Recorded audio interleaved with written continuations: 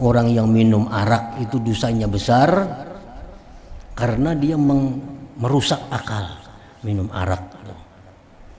Jadi martabatnya sama mengiringi orang yang bunuh diri. Kalau bunuh diri itu menghilangkan roh, kalau minum arak itu merusak akal. Sedangkan akal ini sesuatu yang berharga yang hanya digunakan mestinya untuk mendekatkan diri kepada Allah. Jangan digunakan akal kepada merancang hal-hal yang tercela.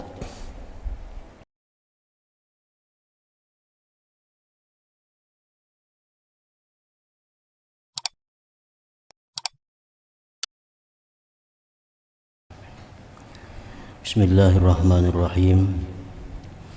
Alhamdulillahi rabbil alamin. Wa bihi nasta'in ala umuri dunya waddin. Wassalatu wassalamu ala asyrafil anbiya'i wal mursalin Sayyidina Muhammadin wa ala alihi wa sahbihi ajma'in. Qala al-musannif rahimahullah wa nafa'ana bi'ulumihi fid darain. Wa'lam anna sabra minal iman bimanzilatir ra'si minal jasad. Fa idza quti'ar ra'su zahabal jasadu kulluhu. Dan ketahuilah bahwa kedudukan sabar daripada iman menempati kepala daripada tubuh. Maka apabila putus itu kepala, maka hilanglah seluruh tubuhnya.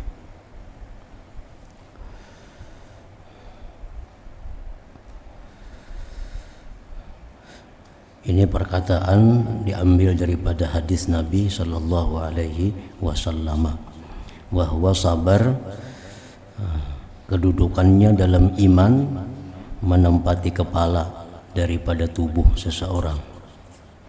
Maka apabila kepala itu hilang, maka berarti hilanglah tubuh seluruhnya. Apabila sabar hilang daripada iman, maka iman pun akan hilang seluruhnya. Para ulama menyimpulkan masalah sabar ini ada terbagi tiga. Sabar yang paling tinggi kedudukannya adalah as-sabru anil ma'siyati, yaitu sabar daripada maksiat. Artinya mampu menahan diri daripada perbuatan maksiat. Itu sabar yang paling tinggi nilainya. Ada maksiat di hadapan mata, ada maksiat yang menggoda, ada maksiat yang menguntungkan, lalu dia sabar, dia tahan dirinya sehingga dia tinggalkan maksiat itu walaupun menguntungkan, walaupun membaguskan, tetapi maksiat, nah dia tinggalkan. Itu namanya sabar daripada maksiat. Nah itu kesabaran yang paling tinggi derajatnya. Dikatakan bahwa apabila orang mampu melakukan demikian, maka derajatnya orang itu ditinggikan 900 derajat.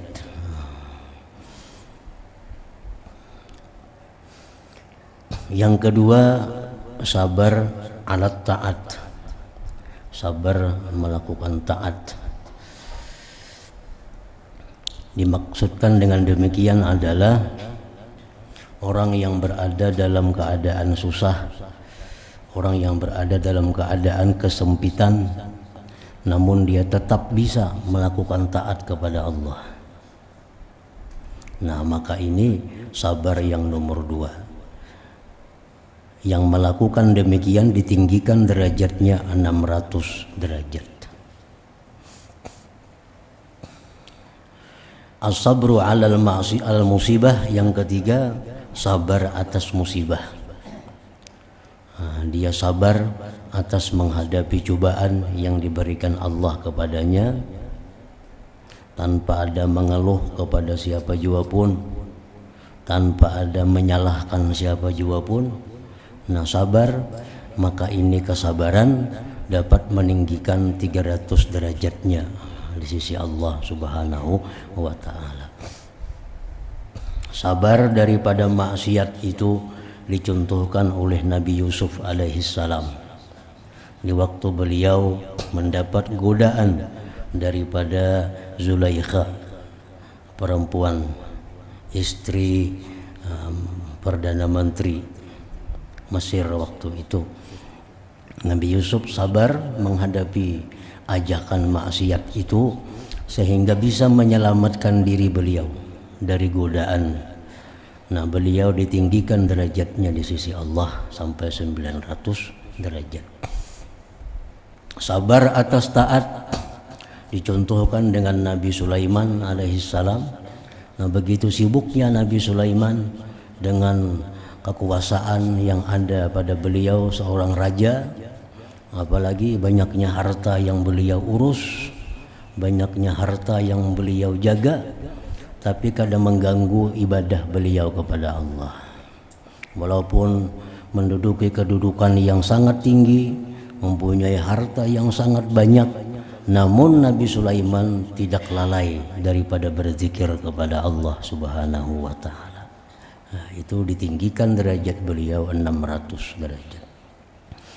As-sabru 'alal musibah, sabar atas musibah, itu dialami oleh Nabi Ayyub alaihissalam. Nabi Ayyub diuji oleh Allah dengan ujian yang berat berupa berbagai macam penyakit. Diuji lagi dengan kebangkrutan, diuji dengan matinya anak-anak beliau, diuji dengan penyakit, beliau sabar. Nah, beliau ditinggikan derajatnya 300 derajat.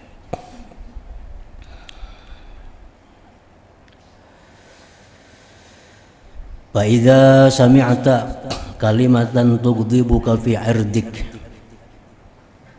fa idza sami'ta kalimatan tughdibuka fi 'irdik fa'fu wasfah.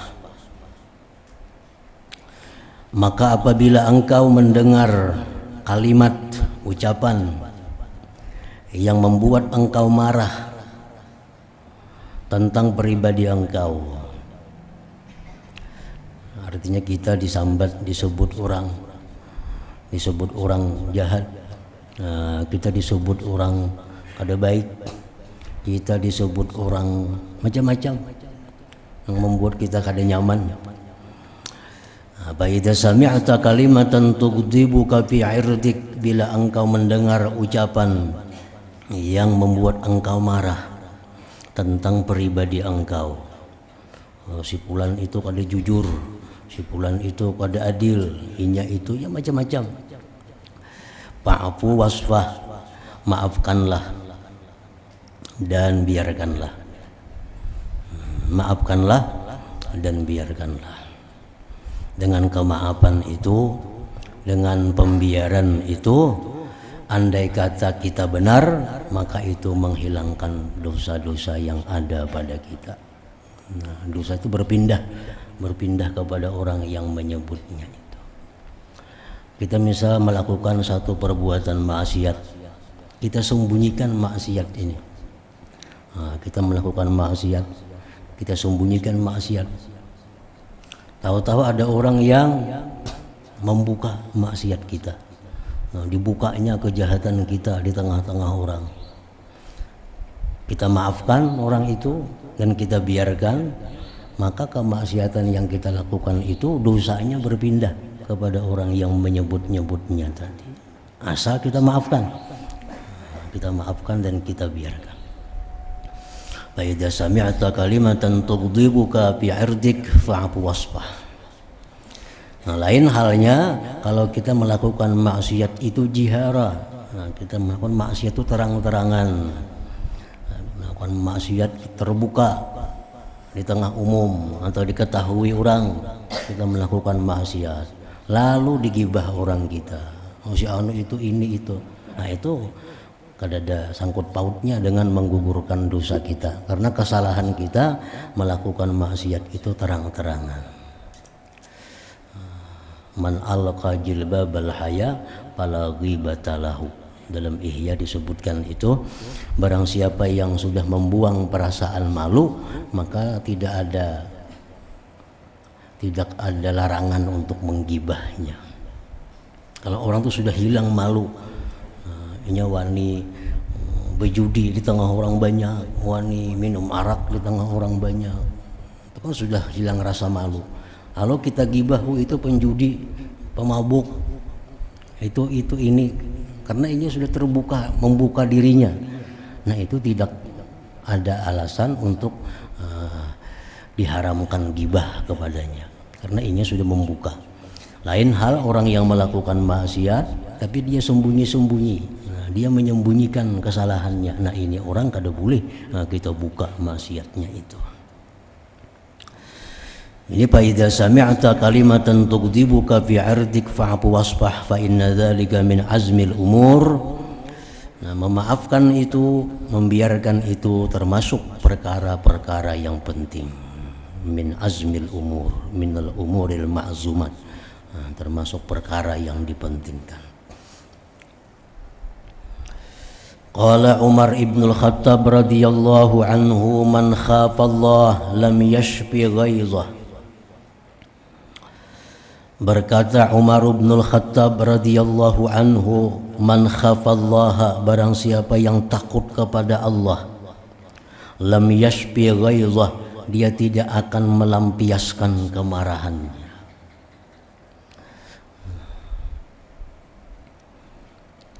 Disebut dengan istilah kazmul ghaiz, artinya menahan kemarahan.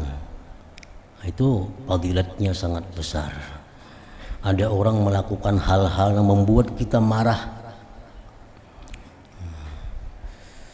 Nah, kalau kita tahan kemarahan kita itu, kalau kita lampiaskan, itu pertanda orang yang takut kepada Allah. Man khafallah, barang siapa yang takut kepada Allah, lam yashfi ghaizah, dia tidak melampiaskan akan kemarahannya. Melampiaskan kemarahan ini bisa dengan berteriak-teriak, bisa dengan melimparkan barang, melimparkan benda, itu bentuk pelampiasan kemarahan. Nah, orang yang takut kepada Allah, dia kada akan melakukan yang demikian itu. Wa man ittaqahu lam yasna' ma yurid. Wa man ittaqahu, barang siapa yang takwa kepada Allah, lam yasna' ma yurid, dia tidak akan berbuat sekehendaknya. Barang siapa yang takwa kepada Allah, dia tidak akan berbuat semaunya, karena ada undang-undang, ada peraturan yang membatasi.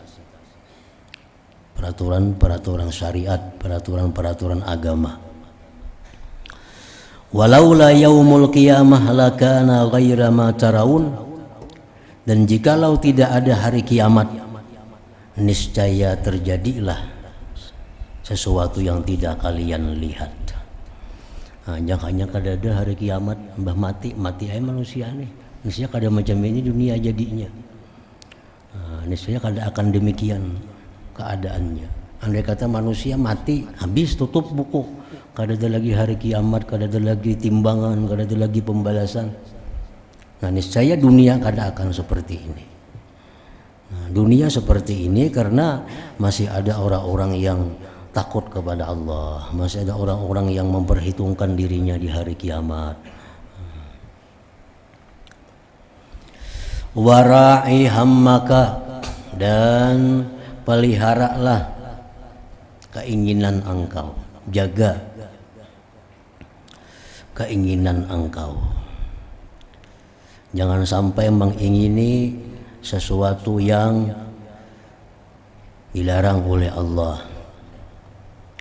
Jangan sampai mengingini sesuatu yang membuat jauh daripada Allah. Jangan sampai mengingini sesuatu yang membuat kita lalai menjalankan perintah agama. Wara'i hammak. Wastagil bi islahi nafsik an aibi ghairik. bekerjalah engkau dengan membaguskan diri engkau daripada aib orang lain. Lebih baik kita mencari aib kita daripada kita mencari aib orang lain. Lebih baik kita mengurusi diri kita. Wastagil bi islahi nafsik, bekerjalah engkau dengan membaguskan diri engkau an aibi ghairik, daripada aib selain engkau. Fa innahu kana yuqalu, bahwa dikatakan orang, kafa bil mar'i aiban ay yastabina lahu minan nas ma yakhfa alaihi min nafsih. Cukuplah seseorang itu celak.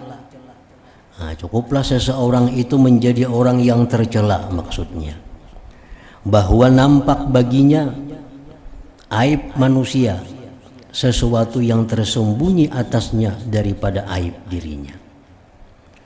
Nah, ini manusia yang tercela, orang yang tercela, orang yang nampak di matanya aib orang lain, tersembunyi aib dirinya sendiri.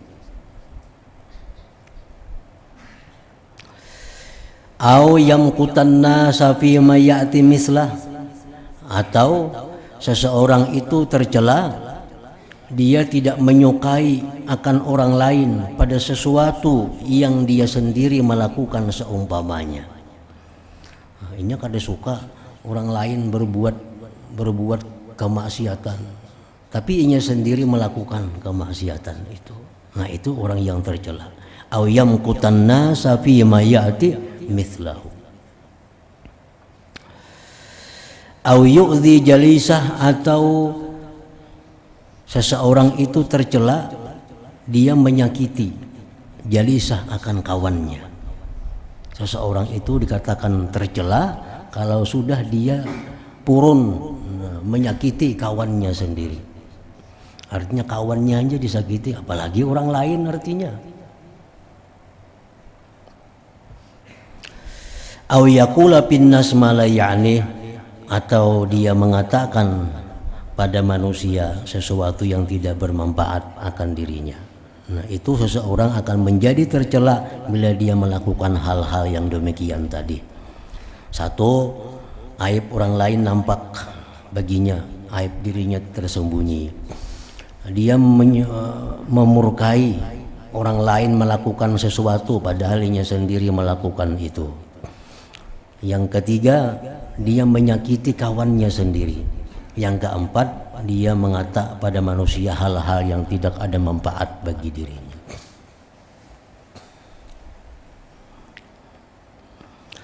Wasta'mil lillahi aqlaka bitarkit tadbir. Pergunakanlah bagi Allah akan akal engkau dengan meninggalkan merancang sesuatu. Tadbir itu artinya merancang. Kalau kita misalnya hendak mengulah sesuatu, nah itu pasti sudah kita rancang dalam hati kita. Sesuatu itu kayak ini, kayak itu, kayak ini. Tadbir. Kita hendak berjalan kemana misalnya, kita sudah merancang nih, itu ini, itu ini, itu ini. Itu tadbir. Nah, tadbir ini ada dua. Satu, tadbir yang tercela, ada tadbir yang terpuji. Namun apabila mutlak tadbir, itu berarti tadbir yang tercela. Merancang itu ada dua macam, ada merancang yang terpuji, ada merancang yang tercela. Tetapi apabila ada istilah jangan merancang, maksudnya jangan merancang yang tercela itu. Macam kayak bid'ah. Nah, bid'ah itu ada bid'ah yang baik, ada bid'ah yang jahat. Ada bid'ah hasanah, ada bid'ah dalalah. Namun apabila dikatakan bid'ah, itu biasanya bid'ah yang jahat. Itu perbuatan bid'ah. Nah biasanya itu bid'ah yang kada baik. Padahal bid'ah itu ada baik, ada kada baik. Nah demikian juga merancang itu ada yang baik, ada yang kada baik. Namun bila istilah itu jangan merancang, maksudnya jangan merancang yang tercela itu.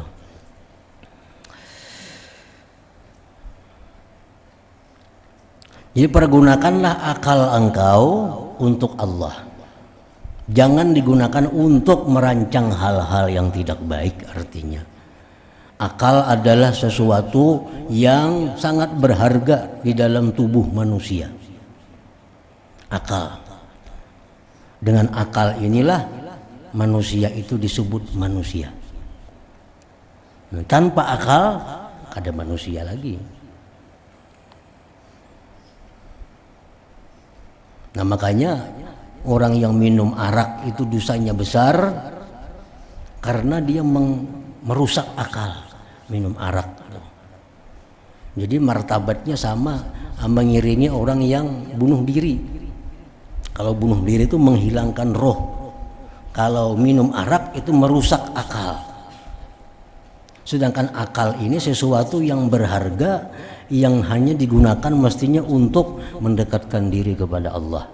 Jangan digunakan akal kepada merancang hal-hal yang tercela. Gunakanlah akal engkau itu untuk Allah dengan meninggalkan merancang rancangan yang tercela. Rancangan tercela itu macam apa contohnya? Tadbiril maksiat wa tahsiliha. Nah, merancang perbuatan maksiat. Nah, dan kayak apa cara mewujudkan satu maksiat itu. Kita berpikir menggunakan akal. Kayak apa maulah satu kemaksiatan. Nah, esok kita akan berbuat satu kemaksiatan lalu kita rancang kayak apa maksiat itu. Nah, ini maksudnya menggunakan akal pada rancangan yang salah. Au hazzi nafsin, atau akal kita gunakan untuk merancang sesuatu yang memuaskan nafsu syahwat kita. Nah, kita pakai akal ini untuk merancang sesuatu yang tujuannya untuk memuaskan nafsu syahwat. Nah, ini tercela, rancangan yang tercela. Atau akal kita gunakan untuk merancang menghimpun dunia sebanyak-banyaknya untuk memperbanyak dunia. Nah, kita gunakan akal ini untuk merancang mengumpul duit sebanyak-banyaknya dengan tujuan agar dia menjadi orang yang kaya, menjadi orang yang banyak harta. Nah, digunakan akal. Kayak apa cara supaya dapat duit banyak? Nah, ini menghinakan akal, menghinakan akal. Nah, itu yang tadbirul mazmum, tadbir yang tercela. Akal yang begitu mulia, akal yang begitu terhormat kedudukannya di sisi Allah, akal yang ma'rifat kepada Allah itu digunakan untuk merancang kemaksiatan, merancang hal-hal yang memuaskan nafsu, merancang mengumpulkan harta sebanyak-banyaknya. Nah, ini tadbirul mazmum. Sedangkan merancang yang terpuji, katadbirin bi bara'ati zimmah min hukukil makhlukin. Nah, seperti kita merencanakan bagaimana caranya membebaskan diri daripada hak-hak makhluk.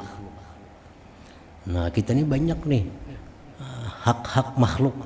Kita pernah menipu ada, pernah menggibah ada, pernah memfitnah, pernah mengambil harta orang lain.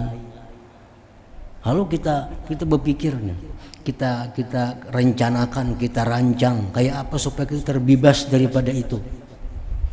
Kayak apa caranya supaya kita bisa dapat bebas daripada pulan itu. Nah, karena kita pernah menzalim pulan itu, kayak apa caranya supaya pulan itu luluh hatinya kalau kita datang bisa memaafkan kita. Nah, kita rancang kayak apa jalannya.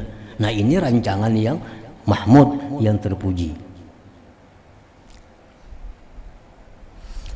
wa tashihit taubah, membaguskan tobat. Selama ini tobat kada bagus. Kenapa tobat dikatakan kada bagus? Karena selalu tak ulang. Padahal sudah tobat semalam terbulik pulang hari ini. Tobat sudah hari ini terbulik pulang. Tobatnya sah aja, itu sah. Nah, kita bertobat malam ini tobat kepada Allah. Esok kada akan melihat nang haram bisa. Tapi kenyataannya esok kena melihat pulang nang haram. Nah, dirancang kayak apa cara nih supaya jangan lagi melihat nang haram itu, dipikirkan kayak apa caranya. Nah, merancang macam itu rancangan yang mahmud, rancangan yang terpuji. Nah, seperti lagi merancang bagaimana caranya mengalahkan nafsu dan syaitan. Nah, ini kadang-kadang kada dirancang. Karena syaitan ini, nafsu ini punya tabiat yang luar biasa untuk menggugurkan kita. Kalau kita kada rancang bujur-bujur, kita kada akan bisa mengalahkannya. Nafsu syaitan datang menggoda lewat sini, bila kita tolak datang lagi mulai sebelah kiri, kita tolak mulai muka lagi, tolak lagi sebelah belakang lagi datangnya. Nah, nafsu syaitan ini selalu datang menggoda kita. Nah, kita pikirkan caranya, kita rancang kayak apa supaya jangan ada lagi godaan-godaan itu. Nah, merancang macam itu rancangan yang mahmud, yang terpuji. Nah, itu mestinya fungsi akal tuh untuk hal-hal seperti itu. Atau lagi seperti merancang sesuatu yang mendekatkan diri kita kepada Allah Subhanahu wa taala. Nah, diistilahkan oleh para ulama, Allah memberi kita akal supaya digunakan akal ini dengan sesuatu yang berujung kepada surga. Itu nilainya akal. Bila kita gunakan akal ini untuk sesuatu yang ujungnya surga, itu hanya untung. Kalau kada itu rugi, masih larang akal. Nah, kita merancang semalaman, rancang, ini dapat duit sekian banyak, masih rugi. Membuang akal untuk merancang dunia yang sedemikian itu. Nah, akal ini hanya untung kalau kita gunakan untuk merancang sesuatu yang ujungnya dapat surga. Nah, sama halnya dicontohkan, kita diberi oleh raja pedang yang sangat hebat, yang sangat tajam. Ujar raja, nah ini pedang, nah hitam kuberi pedang nih, ini pedang luar biasa. Ini kalau sekali timpas musuh paget gulu. Nah, ini kita menggunakan pedang ini hanya untuk musuh-musuh. Nah, jadi pedang ini hanya seimbang bila digunakan untuk membunuh musuh. Hanya impas harga pedang itu. Tahu-tahu si pedang ini kita gunakan untuk menungkih kayu. Kada sesuai harga pedangnya. Kada sesuai. Walaupun kita beberapa truk dapat kayu, masih rugi dengan rusaknya pedang yang kita gunakan untuk menungkih kayu itu. Kita sembelihkan ke kambing, 1000 kambing masih kada cukup untuk biaya pedang itu. Nah, akhirnya kita pedang ditungkihakan ke kayu, ditungkihakan ke kambing, disembelihakan ke sapi. Datang musuh, pedangnya tumpul. Nah, kayak itu juga akal kita ini sudah terbiasa merancang hal-hal yang hina. Akal digunakan merancang maksiat, akal digunakan untuk merancang memuaskan nafsu, akal dirancang untuk hal-hal yang kada bermanfaat. Nah, begitu merancang hal-hal yang mulia, akal tumpul. Begitu mengaji ilmu, kada pemahaman lagi jar. Katuh kan dipakai untuk hal-hal yang kada ada manfaatnya. Nah, itu fungsi akal ini. Nah, jadi itu maksudnya wasta'mil lillah aqlaka bitarkib tadbir. Akal kita gunakan untuk hal-hal yang mendekatkan diri kepada Allah. Ini barang nih rusak. Kalau kita pikir akan semalaman, kita bisa membaiki. Tapi semalaman kita mau utakin ini situ right sini baik. Lawan kita duit 100.000, suruh orang lain bagi akan itu baik 100.000 ini pada membuang akal bagi yang rusak nih artinya. Nah, baik akal kita gunakan kayak apa cara supaya bisa mengalahkan syaitan, baik akal kita gunakan untuk supaya dekat kepada Allah, daripada akal digunakan untuk membaiki radio na rusak nih malaman mengutik itu aja. Jangan diupahakan lawan tukang 100.000 bisa baik. Nah, sayangannya akal yang mulia itu digunakan untuk hal-hal yang demikian itu. Wasta'in billah ala sarfil maqadir, dan mintalah pertolongan dengan Allah atas memalingkan takdir. Usaha kita kada akan bisa merubah takdir itu. Kayak apa kita berusaha sungguh-sungguhnya, sekuat-kuatnya, sepintar-pintarnya, kita akan lemah bila berhadapan dengan takdir Allah Subhanahu wa ta'ala. Yang bisa membalik takdir itu hanya Allah. Nah, jadi kalau kita hendak minta rubah takdir kita ini, nah, minta rubahlah kepada Allah. Mungkin kita aja kayak apa aja caranya kada akan bisa merubah takdir. Tapi minta tolonglah dengan Allah atas memalingkan takdir.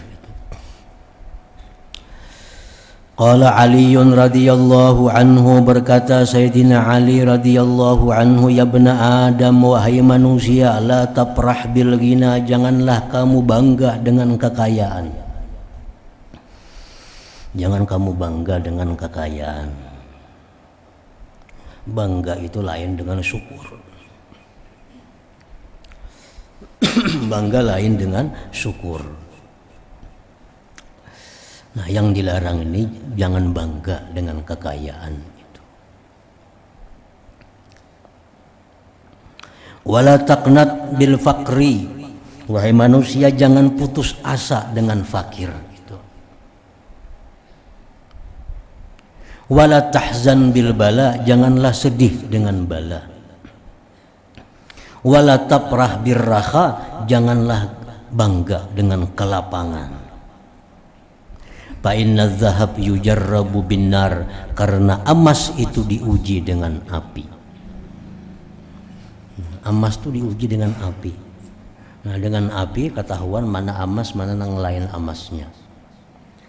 Nah, kayak itu juga artinya orang yang beriman itu diuji oleh Allah dengan ujian bala, dengan ujian nikmat, dengan ujian kaya, dengan ujian fakir.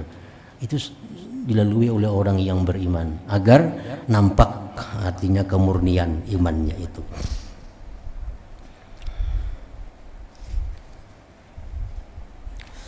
Di bawah disebutkan paling pembawahan, waqtibarullah ta'ala li'ibadihi taratan bil masar liyashkuru wa taratan bil madar liyasbiru. Ujian Allah bagi hamba itu kadang-kadang dengan kekayaan. Dengan kekayaan. Diuji Allah dengan kekayaan. Apakah mereka syukur dengan kekayaan itu? Bila kekayaan ini membuat inya lalai daripada beribadah, bila kekayaan ini membuat inya kendur daripada dahulunya, nah maka berarti orang ini kada lulus ujian Allah. Wataratan bil madar, terkadang Allah itu menguji dengan kemudaratan, liyasbiru, agar mereka sabar. Pasaratil minhatu wal mihnatu jami'an bala, maka jadilah itu nikmat maupun musibah seluruhnya adalah bala. Fal mihnatu muqtadiyatun lis-sabri wal minhatu muqtadiyatun lis-syukur. Musibah menuntut sabar, sedangkan nikmat menuntut syukur. Sama aja tuntutannya. Wal qiyamu bi huquqis sabri aisar minal qiyam bi huquqis syukri, melaksanakan hak-hak sabar lebih mudah daripada melaksanakan hak-haknya yang syukur itu.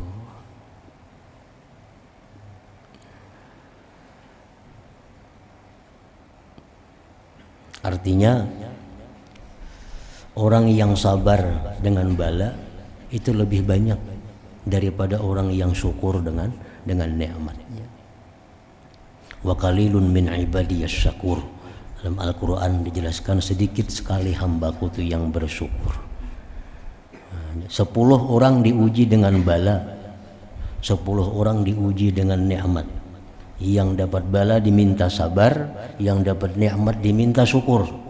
Nah itu hasilnya lebih banyak sukses orang yang dapat bala. Orang yang dapat bala banyak bisa sabar, sedangkan orang yang dapat nikmat sedikit yang bisa syukur. Artinya walihada qala Umar radhiyallahu an bulina bid-dharra fasabarna wa bulina bisarra falam nasbir. Kami diuji dengan kesusahan, kami bisa sabar. Diuji dengan kelapangan, kami tidak bisa sabar.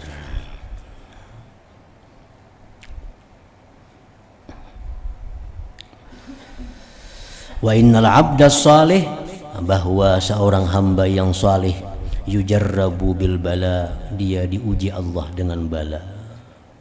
Baik bala pada tubuhnya, penyakitnya kada baempihan diuji Allah. Ada diuji dengan hartanya, selalu susah hidupnya.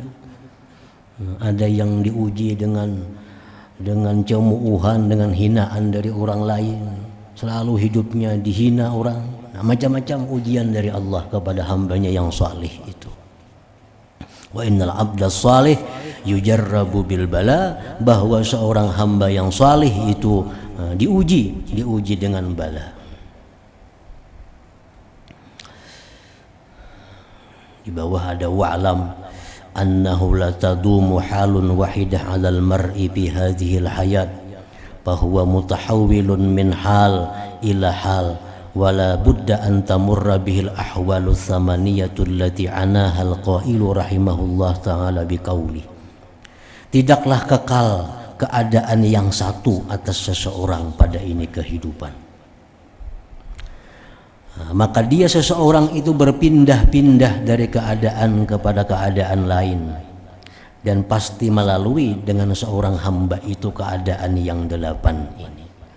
Samaniyatun tajri 'alan nas kullihim wala budda lil insan yalqa samaniyah. 8 keadaan ini pasti dilalui oleh manusia. Sururun wa huznun, pertama dan kedua sukacita, duka cita, sukacita, duka cita. Pasti ada manusia. Hari ini suka, esok bisa duka. Jam ini senang, esok bisa susah. Suka duka.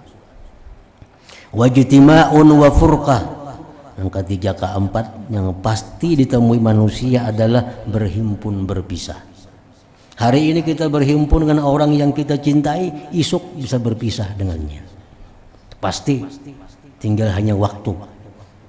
Ijtima' dan furqah. Wa usrun wa yusrun, kesulitan dan kemudahan pasti dilalui oleh manusia. Summa sukmun wa afiyah, kemudian sakit dan sehat. Nah, 8 hal itu pasti terlalui oleh setiap manusia yang hidup. Waqad qala ahlul basirah, sungguh berkata orang-orang yang punya mata hati, dawamul hal minal muhal. Tetap dalam satu keadaan itu mustahil. Hendak sihat seumuran mustahil. Mustahil. Hendak berkumpul mustahil, pasti berpisah kena ada. Makanya kadang-kadang kita doa supaya sihat belawasan kadang-kadang. Nah, cuma ada doa ya muhawwilal ahwal hawwil halana ila ahsanil hal. Wahai Tuhan yang membulak-balikkan keadaan, hawwil halana, palingkan keadaan kami kepada sebaik-baik keadaan. Sebaik-baik keadaan itu bisa susah, bisa senang, bisa berkumpul, bisa berpisah. Setiap keadaan yang mendekatkan diri kita kepada Allah, itulah keadaan yang paling baik bagi kita. Setiap keadaan yang menambah taat kita kepada Allah, itulah keadaan yang paling baik bagi kita. Waktu kita gembira, kita lupa kepada Allah. Waktu duka cita ingat lawan Allah, berarti yang baik untuk kita duka cita. Waktu kita sulit kita ingat kepada Allah, begitu mudah kita lupa kepada Allah, berarti yang sulit itu keadaan yang baik untuk kita. Sakit ingat kepada Allah, sihat lupa kepada Allah. Berarti keadaan yang baik untuk kita adalah sakit. Nah, setiap keadaan yang menambah dekat kita kepada Allah, itulah keadaan yang baik bagi kita. Artinya kadang mesti susah, kadang mesti kaya, kadang mesti sihat. Orang sihat dekat kepada Allah, itu yang paling baik baginya. Wa innal 'abda salih, bahwa seorang hamba yang salih yujarrabu bil bala, dia akan diuji dengan berbagai macam bala.